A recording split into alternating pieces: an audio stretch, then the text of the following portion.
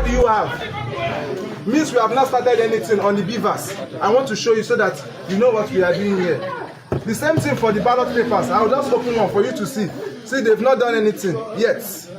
You can see the ballot papers. Hi there, and of course it's a beautiful Saturday again, and of course it is an election time in Nigeria. This is an off-cycle election, and as such, 3 states of the federation are currently voting to elect their governors. Of course, some governors will be returning. Of course, we are going to be seeing some new governors emerging from one of the states. Of course, we are going to be looking at Imo State, Kogi State, and of course, Bayelsa State. Well, we are going to be giving you an in-depth analysis of events that are going to be shaping the outcome of this election. We have a very experienced and interesting guest in the studio in the person of Mr. Clifford Ndujihe, and of course, he is the political editor of Vanguard newspaper. Mr. Clifford, you're welcome to the show. Well, thank you so much. Well, of course, a lot is currently, ongoing in the states of Imo, Kogi, Bayelsa. Let's start with Imo State. What have you been, observing in Imo State? Before the election started, really, Imo was on the front burner because in the past few months, or let's say years, 2-3 years, the place has been ravaged by insecurity. Right. Before yesterday, there were fears that elections will not take place or will be affected in 15 of the 27 local councils of the state. That leaves like 12. And even the remaining 12, there were still fears that things might not go well. So far this morning, people who have on ground have been feeding us with what has been happening. The INEC officials arrived early in some places. Election started on time in many places, but then there were still some complaints here and there. Right. Yes. So that is how it has been going. Okay, well, here and there. Because Imo State is on the front burner, I'd like to dwell a little on Imo before going to Kogi State, because some of the reports we are getting from Kogi, it's we're getting reports of skirmishes, going on. But before we go to Kogi, a little bit on Imo, right? Events, preceding the election in Imo suggest that we might have, some security situation in the state, but so far we haven't heard much of that. Of course, voting is currently ongoing, and of course, so far we've heard that events there have been peaceful. But one of your reporters said there are cases of vote buying, currently going on. But then again, he said that the security operative were on ground, to ensure that that does not happen. Vote buying is, of course, a problem. Do we expect to see more of this in Imo, and why is that? They want to do it discreetly. Right. Vote buying is not just on election day. Right. Votes could have been bought a day or two before. Right. It's not impossible. Right. The ICPC said they were going to deploy monitors to all the states, right, to monitor and ensure that people don't buy and they don't sell. Right. So it's not just about the buyers. If right. you sell and the ICPC or operatives get hold of you, the ICPC said that it would prosecute such people. That is not unexpected. Rather, I would rather call the attention of the security agencies to reports. Right. Now, I heard this morning that ballot papers were being thumbprinted at Okigwe local government.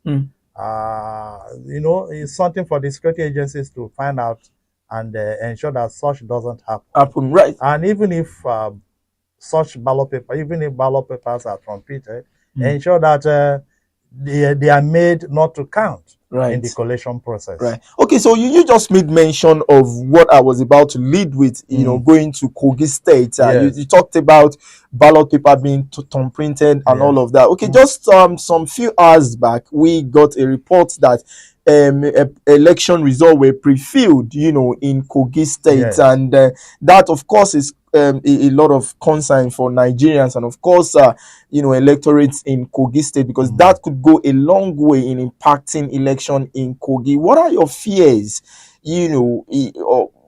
looking at the election in Kogi State, aside some skirmishes, pockets of violence that we heard of, the impact of having a pre-filled election result, do you think that would really impact the outcome of the election? Yes, if done on a large scale. Right. And this is a tight election. Right. Where we've had elections in this country where in Sokoto, for example, where the governor at that time won with less than 400 votes. Right. Even in Osun, Right. where somebody won with 350 votes or Right. thereabout. Right. So it's a lot. Right. If you're able to get 1,000 votes in a very tightly contested election, it could make the result to go the other way and where it shouldn't have gone. So it is quite interesting. That allegation was made by the PDP governorship candidate in Kogi State, Senator Dino Melaye. Yes. And according to him, those ballot papers, the result sheets, he's talking about result sheets, Right. in Ugori Magongo, quite mouthful. INEC has said they are investigating it. Let them do the investigation and ensure that such things don't happen. Because the way it is, this election will play a decisive role in what happens in 2027. A lot of people are getting disenchanted already.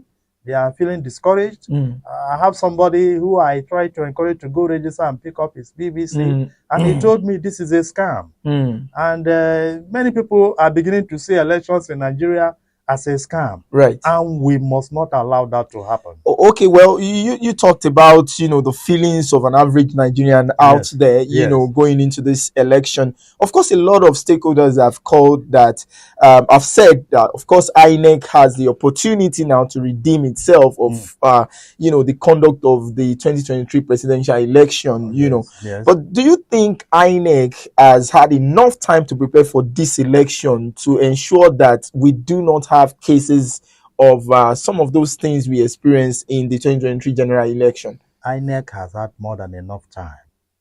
And the law provides that you fix the election at least 1 year ahead.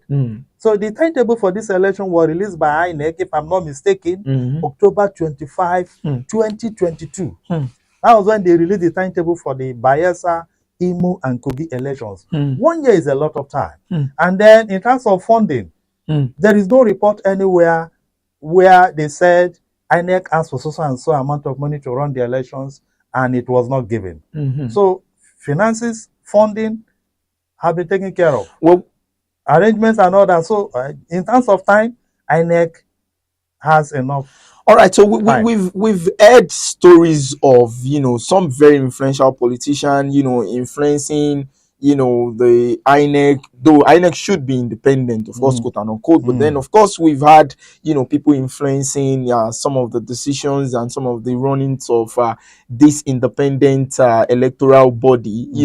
Of course, you would want to agree, with some people that feels that INEC, of course, should be ready a year before, but then politicians trying to influence, some of the things that or decisions of INEC. Now, for example, we've had cases of INEC substituting candidates, before election, even when court, is really telling you that a particular candidate is qualified or is not qualified, and then INEC, obeying or not obeying court cases. What do you make of all of this drama? Well, it's not just INEC.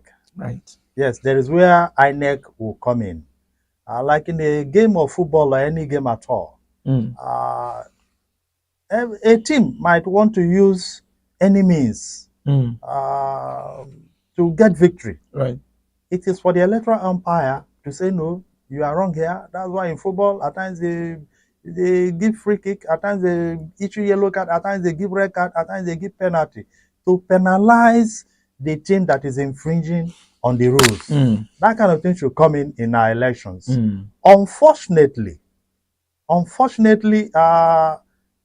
some of these things go beyond the INEC. Some of them go beyond the INEC, even though INEC is involved. You have the politicians trying to undermine the process. You have the security agencies trying to, at times, seem to be compromising and then siding with some politicians. And then you have some INEC officials themselves at times being involved. Right. These are things we'll have to look into and ensure that whoever is compromising the ethics of whoever is found to have compromised should be dealt with. You know, that's why I like what the ICPC said day before yesterday, that both buyer and seller of vote will be dealt with. Whoever is found culpable should be dealt with. Will be dealt with. But we've not had cases in the last election, the presidential election. We saw EFCC official being deployed to some of the polling unit of major candidates. We had cases of arresting, you know, some vote buyers, and but we've not heard anything as regard prosecuting them or not, you know, and that really is really disheartening, because a lot of Nigerians do not even believe when ICPC or EFCC says we are going to prosecute, you know, vote buyers and all of that. But let's quickly look at Bayelsa State. You know, just yesterday, you know, one of the INEC officials, if I'm right, you know, was abducted. The security situation, you know, going to this election of blanket in the National Assembly. The National Assembly, people get elected. But of course, if it should be, maybe we can set up a committee. The committee will be made up of different party members. In the National Assembly, we don't just have APC or PDP. Yes. But we have to look at that. It's a very broad issue. We can't exhaust that at the moment. I'm coming to that. Coming to that. So what I'm saying is somebody will have to do the appointment. Right. But we should have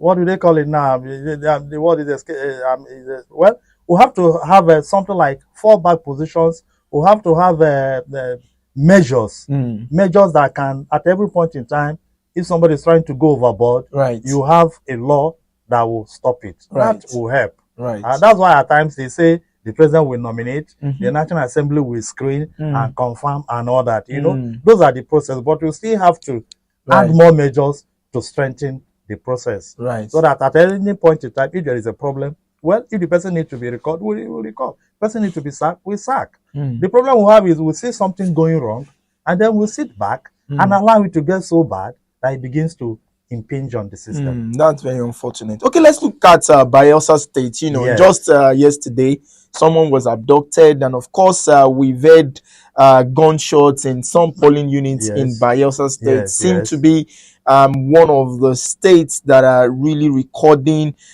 cases of electoral violence as the process is currently ongoing.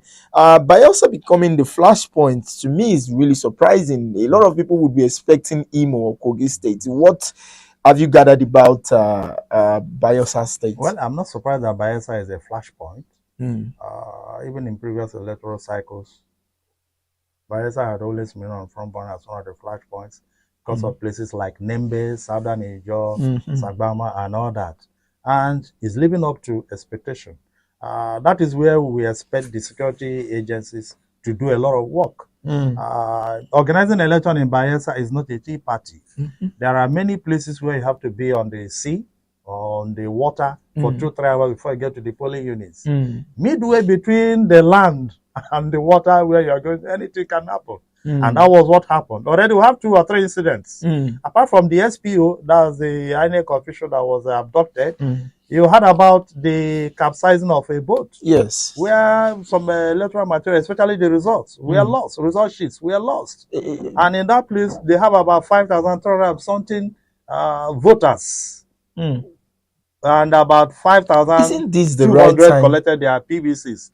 That is a huge number. Yes, isn't it the right time for electronic voting, which INEC said it is not using at the moment? Because if you have a situation whereby result could be, you know, electronically transmitted, you do not have to risk people's life, you know, going on a boat and being attacked and all of that. But that's another case, case for INEC. But let's quickly look at, the security situation in Bayelsa, and of course how it will impact the outcome of the election? My worry or my fear is that we might have inconclusive election. It's early in the day to tell. If these skirmishes continue, and some places like the PDP was complaining that they didn't allow them to get to Nembe and Basambra or whatever to vote and all that. If such continues, I'll have many places where election could not hold. They may be need for the election might be declared inconclusive, and there may be need for a make-up election. I pray it doesn't get to that, but it appears that is what is loading now, and it will be sad. Inconclusive election. Okay, that really brings me to what the former president, Dr. Goodluck Jonathan, said about off-season election. He was urging INEC National Assembly, that they should see to the cases of off-season election. He said if care is not taken, that even the presidential pool might actually slide to an off-season election. Well, what do you make of that? How easy it is for the National Assembly to look into this off-season election? Well, off-season elections have come to stay. Why? Because the law says, I think it started with Peter Obi in Anambra. Yes. They said your 4 years starts counting from when you were sworn in. And since this people, you must do your 4-year term. That's what the Constitution says. But let's ask them not to do. Anyway, try to make it, well, it can be done, but what that means is going to hurt governance. Imagine if this Kogi election was done in March and all that. You know what happens at times after the elections? Whoever becomes governor will start dictating somehow. You will start hearing, if you honor, they will start telling banks, if you give loan, if you do this, it will affect governance. Right. That's why, as much as possible, the Constitution says you should do the election at least 150 days to the swearing in, or 120 days. That's why they are doing it now. These guys will be living in January. January 1 is January 14, 1 is February something or that. 3 months, 3 months, so that at least the gap, it won't affect governance. It won't affect governance. Okay, so Mr. Clifford, let's quickly look at the candidates in each of these states. I know you've done extensive work on some of these candidates, and of course you can tell who you think would definitely carry the day based on what has been done.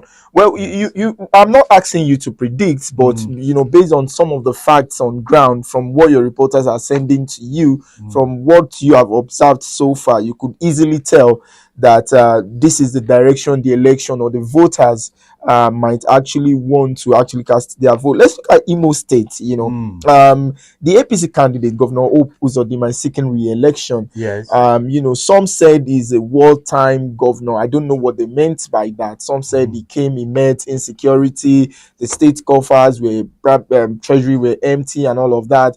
And those are the proponents of the governor. They are saying that he deserves to be re-elected. What do you have to say about Governor Hope Uzodinma? Of course, we'll come to the PDP candidate of also Samuel Ayawu, and of course the LP candidate Atan Achonu. So let's quickly see what are your views on this candidate and their possible chances of carrying the day. Yes. When Uzodinma came in, there was no insecurity like that in Imo State. Right. There was not much insecurity. Right. But unfortunately, after he took over, somehow the governor felt the people, his political opponents, are orchestrating the violence. When he came in, the violence was not like that. And then before he came, the governor that was there before him, that the court sacked for him to take over, here they are, set up a probe panel that probed the Okorocha regime. And that one, according to the panel, they found out that many state properties and all that, lands and all that, had been allocated to family. Yes. So he came in and tried to address that. Then in the process, insecurity all over, affecting 15 states, 15 local governments. That's unprecedented. I was talking with somebody who said what they are witnessing in Imo State now was worse than what they witnessed during the Civil War. Wow. I asked him how. He said in his place during the Civil War, that the person is from Awidemili in Osu local government, which is the hotbed of this current insecurity. He said during the war that the war did not get to Osu, but now bombs are thrown in some places in Osu. So you can imagine that scenario. That is how some people rate the governor. But in terms of performance, the governor has tried to perform. He has done some major roads, major link roads across the three senatorial districts. He has tried to do them. The Owerri Road, Olo, Umbano, Kigwe Road. And, you know, some roads, he has done some roads. And he's trying to do skill acquisition and all that.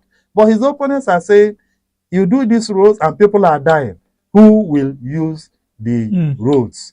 So those are some of the things that will shape this election. A lot of people are bitter about the killings. And some are saying, give this man a chance. He can do something. So what does the PDP candidate brings to the table? The person of Samuel Ayamu. Senator Sam Ayamu says when he comes in that he's going to address insecurity, address this problem and all that. It's from PDP. PDP has ruled the state. Imo ordinarily should be a PDP state. But because of the problem the party is facing now, some doubt if he's going to make it. He's not the way they gave him the ticket. There's this frozen relation between him and the Ihedioha camp. You know, all those might rub off on him. Right. But some feel that if the elections were free and fair, that a good person will win. Right. But as it is now, the governor appears to have a little edge over. Okay, let's look at Atan Achonu of the Labour Party. Do not forget that in the just concluded 2023 presidential election, Labour Party took the state. Right. Do you think that might play in the favor of Achonu? Presidential election is different from governorship election. True. Achonu has a good chance because he is from Imo East, where the Labour Party produced the senator-elect. The senator now is from Achonu's senatorial district. Yes. But what his opponents are saying is governorship election is different from presidential election. Right. Is quite different, strikingly different. Right. What is left for him to try to galvanize people to accept? And you should know that the Obi phenomenon in the presidential election is not like what is happening now. Given what has happened in the National Assembly, the buying of the 160 million naira Jeep scarcity and all that, which all the parties, some were expecting some of the Labour Party and opposition party to rise against that. But they did it. So somehow it will be seen if the obedient movement will play a huge role in turning victory to Achonu. All right, let's look at Bayelsa State. We have the incumbent governor, Deri Doye, of course, the PDP candidate, of course, and then we have Timi Silva. But let's start with, the Governor Deri. Yes. His chances of returning to that state. Do not forget how he got into power, in Bayelsa State. Do you think that there might be an upset from the APC's Silva? Well, nothing is ruled out in politics. Nothing is ruled out. APC people are claiming that the governor should not be there. They call him another Supreme Court governor, like the Imo governor, because he was beaten by David Leon in the last election. But for the Supreme Court. And some APC people still feel that Bayelsa is APC state because they won the last election. But as things are now, the governor has tried to reach out, not talking much, but trying to deliver projects here and there. So his people are hoping that those projects and his simplicity, he's cutting the picture of a simple man, somebody who wants development for his state and all that, reaching out. He has tried to reach out in the best possible way he could, but it's to be seen if this will translate to votes right for him. Right. So The just a quick one on Silva because of our time. The APC candidate, yes. you think his chances are bright? Well, until a few days ago, when the president now said he was ready to work with him to develop the state, people were feeling that many APC bigwigs are not with him. With him, And then they coming to the state of the APC national chairman Umar Ganduje is a sign that somehow they are the with him. APC, yes, they are trying to rally around. So that might and see actually work in what- his yes. favor. Now, whether the last minute rally it will be enough to give him victory will be decided by the end of All the right, day. so LP Udeng's Radiri is some would say is a green on, compared to the candidacy of Silva and Diri. You think the labor movement, the obedient movement might also swing in his favor, or is just going to come third? Well, this election came as a two-horse race. Yes, he has prospects. He's young, he's vibrant. As a former president of the job, Worldwide Congress and all that, well, fine. Good scorecard or good foundation or good, things to look sight. But it is too early in the day. It will be a miracle if he wins. Okay, so Kogi State, we have Ododo Usman Ahmed of the APC backed by the outgoing governor Yaya Bello, and of course the APC. Just some few weeks, we saw President Bola Ahmed Tinubu endorsing him, giving him the flag. And of course, we have Dino Milaye, where we have also the likes of Alhaji Atiku Abubakar and other PDP bigwigs, in that state campaigning for him. Yes. Do you want to see Kogi State as two-horse race also, or you're looking that the likes of the SDP candidate Ajaka or Abejide of ADC, might spring an upset in that state? For me, my reading is that Kogi State election is too close to call. Too close to call in the sense that,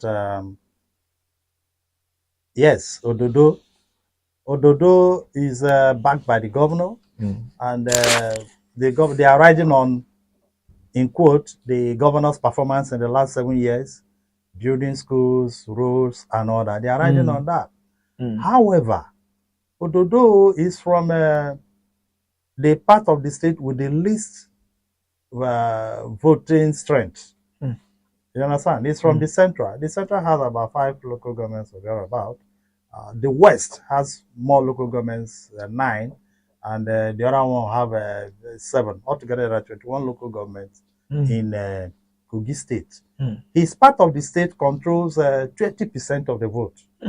Kogi West controls 45%, and Kogi East controls, controls 35%. So he's from the part of the state with the least voting strength. However, the APC people fear the governor has done well. He has reached out to those other senatorial districts, yes, where they hope that their people will deliver the votes. Kogi West, they are complaining. Kogi West has not produced a governor of Kogi State. All the while, Kogi East had produced all the governors, apart from Bello, who is from Central. Now, Kogi West was expecting, according to them, they had an arrangement or an agreement with Bello that after his tenure, Kogi West will produce the next governor. But that has not happened. Ododo is from Kogi Central as Bello. So you see the issue. However, the leading candidates, Ododo is from Central. Dino Melaye and Abejide. Yes, of the ADC. Dino Melaye is PDP. Abejide is ADC. Dino Melaye and Abejide, they are from Kogi West. You understand? So that might divide the votes of Kogi West. Ajaka, Muritala Ajaka of the SDP is from East. So, so if ethnic card plays out, which normally, does most time. You see many people from East voting for Ajaka. If you see Ododo claims Central, and then you see Dino Melaya and Leke, yes. dividing that of West. You find out that at the end of the day, the APC might even carry the day. So even if the person wins, he may not have 25% of the votes, casting at least 14 local governments. That might force a runoff. Right. So very tight to call. Right. But on face value, the APC is looking good. Right. All right. So we've been speaking with Mr. Clifford Unduje, who is the political editor of the newspaper. I'm sure he has been giving us a very deep and a very beautiful insight into some of the things that we should be expecting as the election is currently ongoing. Of course, voting has commenced in most of the polling units in Kogi State, Bayelsa, and of course Imo State, and our reporters are on ground, to serve you some of the latest breaking stories. Of course, we are still here. Mr. Clifford is also still here. We would be going now, and of course he's going to be back after a while, and we are going to be providing you more updates. But do not forget to visit our website where you have breaking stories, www.vanguardnjr.com. There you get some breaking news, and of course follow us on all our social platforms showing on your screen, and of course you would be getting live updates as well. My name remains Idowu Bankole, and of course we would be back shortly for more updates.